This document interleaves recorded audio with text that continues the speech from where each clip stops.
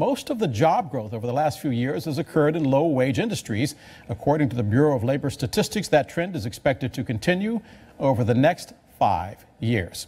Joining us now from Washington is Victoria Steiner. She is a real estate broker, and Shari Olefson is a real estate attorney with the think tank, the Carnegie Group. She joins us from Fort Lauderdale, Florida. I thank both of you for being with us tonight.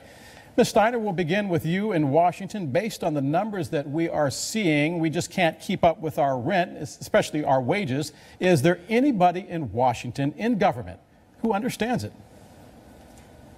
I think the mayor of New York understands this. I think he wants to help people to be able to live and afford to live in Manhattan, to be able to afford to live in the boroughs. And he's asking the developers right now, when they're applying to build the high rises in the buildings, to put aside some housing for the middle income people and for the lotteries. I think he's very open to having people have affordable housing in New York. But he is asking the developers, are they listening? They are listening because we understand that New York has to be diverse. There has to be housing for everybody, from everybody who is in business to the person that actually, picks up your plate at the restaurant. Everyone needs housing, and everybody needs affordable housing. But how should people feel? Because one of those buildings in New York, and I'll stay with you, Ms. Steiner, just for a second, involves that back elevator where the rich people get to walk in the front door and the not so rich people go up the back elevator.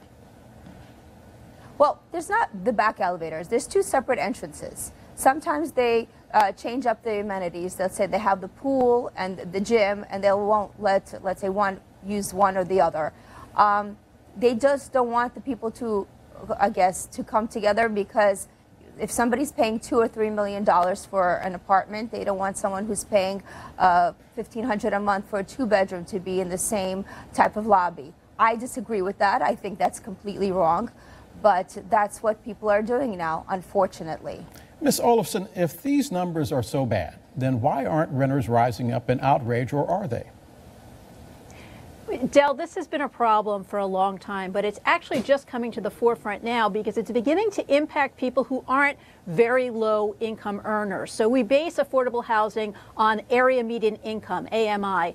And typically these programs geared themselves towards low or very low earners. But because of the wage disparity that you mentioned, the fact that people actually earn about 8% less effective earning now than they did before the bubble burst, the fact that home rents and purchase prices are outpacing wages now in about 75% of the market, this is becoming an issue that's actually impacting first responders and teachers and a growing population. So maybe that's where we'll end. But, a lot of experts do blame some outbursts on what we have basically termed housing apartheid now. I mean, the Freddie Gray incident happened. A lot of people blame that, the problems in neighborhoods like that, on housing issues. What happened with Charlie Hebdo in Paris, a lot of folks blame that on, housing issues and the wrongdoers that came from housing projects in Paris.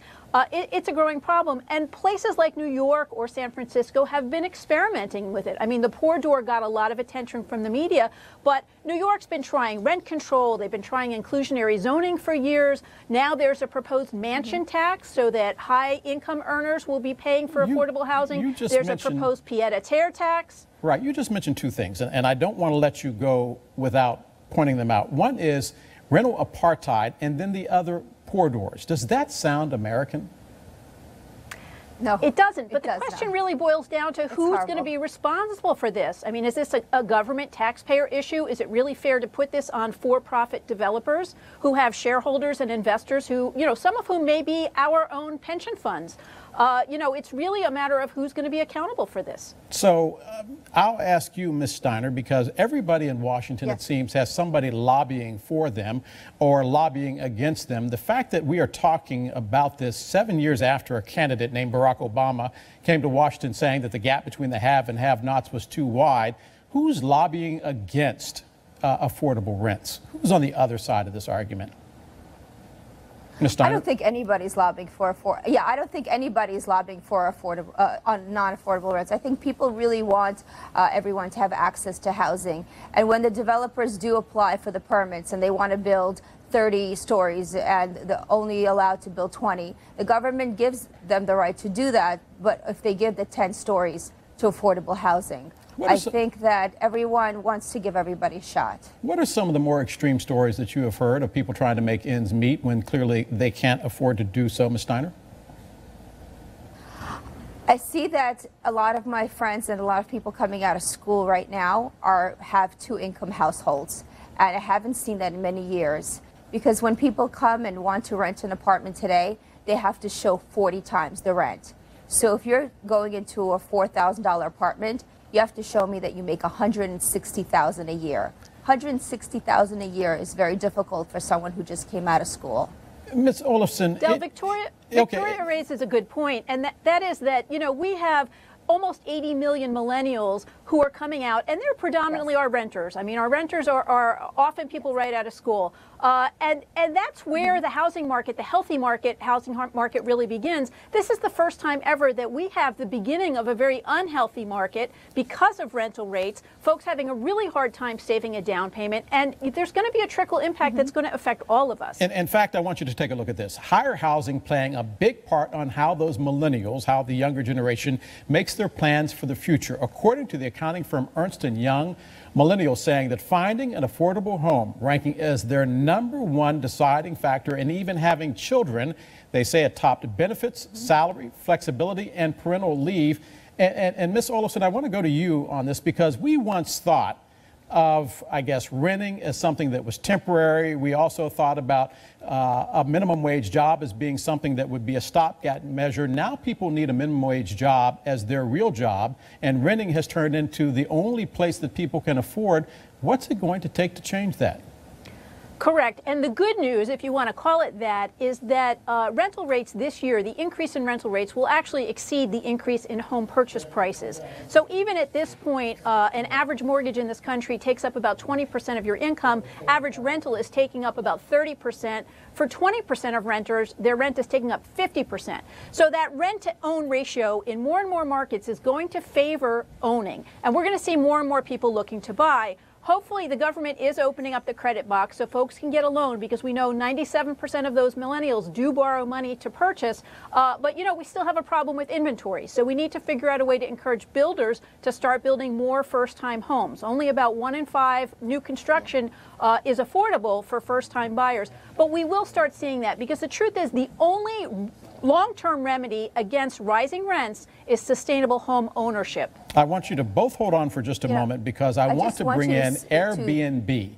Now, some say it's contributing to the housing crisis. Airbnb, as you know, is that website that allows travelers to rent homes and apartments direct from their owners. In New York City, that welcome mat is being yanked. America Tonight's Lori Jane Gliha investigates just why. What makes me feel nervous? John Reeds has lived in this Manhattan building since 1992. He and others in the building say apartments once occupied by neighbors are now rented to out-of-town visitors for a few days or weeks at a time. In New York City, it's illegal to rent out your apartment for fewer than 30 days, unless you're living there too. A report last year from New York's Attorney General found 72% of Airbnb rentals were illegal.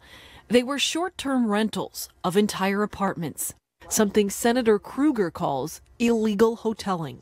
Every time another affordable apartment leaves the market, that adds to the problems of everybody else who's trying to afford to live in the city of New York, right? And it's a shrinking world. Shrinking because more than 13,000 apartments and homes in New York City are now year-round short-term rentals on Airbnb.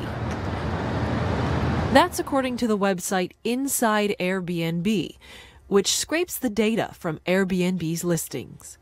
I rented this apartment on the Airbnb website, and with rental fees and the cleaning fee, it cost $329 for one night. It feels a lot like a hotel room. It's clear nobody is living here, and this is the exact kind of short-term rental that critics say is taking away apartments from New Yorkers. Here's a breakdown of my bill. Rental, $229. Cleaning fee, $65. I paid a $35 service fee to Airbnb. The company also charges the host a 3% fee. That means Airbnb made $44 off my one-night stay. If you are renting out apartments that are supposed to be available for residents of the city of New York as your business model, sorry, find a legal business. Most of us have to find legal ways to make an income. I hate to say it, but in most of these other cities around the world, is they realize the sharing economy. Companies like Airbnb, platforms like ours, are really helping their citizens make ends meet, experience new things, and they're embracing those things and trying to figure out where to draw smart lines. And in New York so far, there hasn't been a smart line drawn, and that's the only thing we need to work on. But in New York, where most Airbnb rentals are illegal, there may be more than that to work on. So New Yorkers like John Reeds don't end up singing the blues. Lori Jangliha, Al Jazeera, New York. And so Victoria Steiner, is Airbnb, I've heard them called bootleg bedrooms. Is it a good idea or a bad idea? It's a horrible idea for New York because New York, we're used to vertical living. We live in apartments, we have condos, we have co-ops, and what happens is you need to have a one-year lease. Most buildings are 1 year, not one night, not 2 weeks, it's 1 year.